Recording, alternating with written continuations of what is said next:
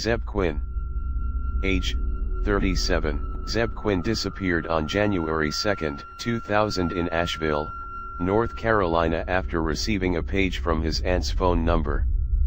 She denied paging him, but told police that her home was broken into during that time frame. Nothing was stolen from her home, but items were moved around. His car resurfaced 2 weeks after his disappearance when it was mysteriously parked in front of his mother's workplace with a live puppy inside and a large set of lips drawn on the window. In 2015, Asheville detectives unearthed fabric, leather materials, and unknown hard fragments that were buried under a layer of concrete on the property of Robert Jason Owens. Owens was the last person known to have seen Quinn and had given several conflicting stories to detectives in his case. The search of his property that uncovered this new evidence was conducted after he was arrested for an unrelated triple murder. On July 10, 2017, Owens was indicted with Quinn's murder. Leah Roberts. Age 23.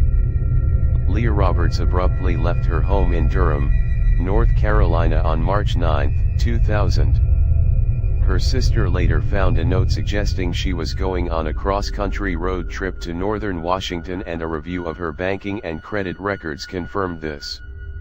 Her car was found wrecked and abandoned 9 days later off the Mount Baker Highway in Whatcom County, and evidence found in it suggested she had arrived there several days earlier.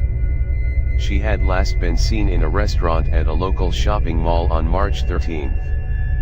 One report that she was seen walking disoriented around a gas station in Everett shortly after her car was discovered, and she has not been seen or heard from since. Brandon Swanson. Age 19. After a late night celebrating the end of the semester with his college classmates, Swanson drove his car into a ditch on a side road amid cornfields near his home in Marshall, Minnesota shortly after midnight on May 14, 2008. He called his parents for a ride. They searched for him near Lind, 6 miles, 9.7 kilometers, southwest of Marshall, where he believed himself to be. While on the phone with his father, he suddenly said, "Oh, shit," and the connection was lost, never to be regained.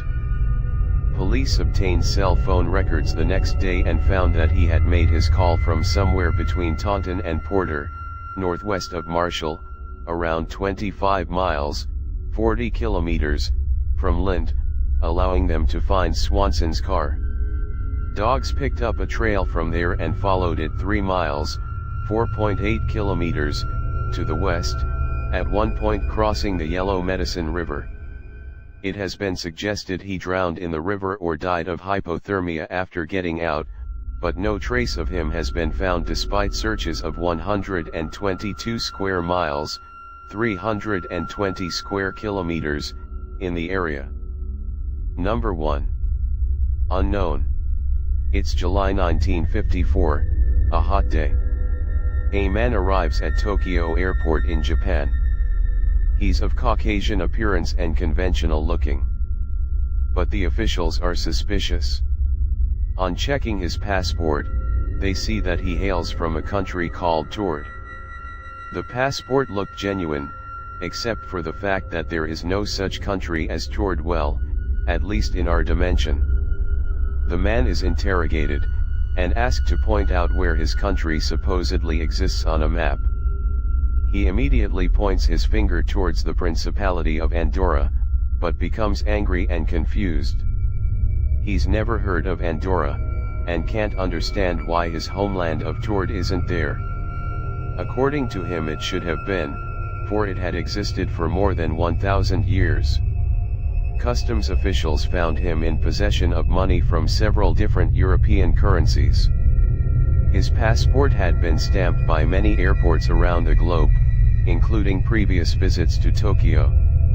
Baffled, they took him to a local hotel and placed him in a room with 2 guards outside until they could get to the bottom of the mystery. The company he claimed to work for had no knowledge of him, although he had copious amounts of documentation to prove his point.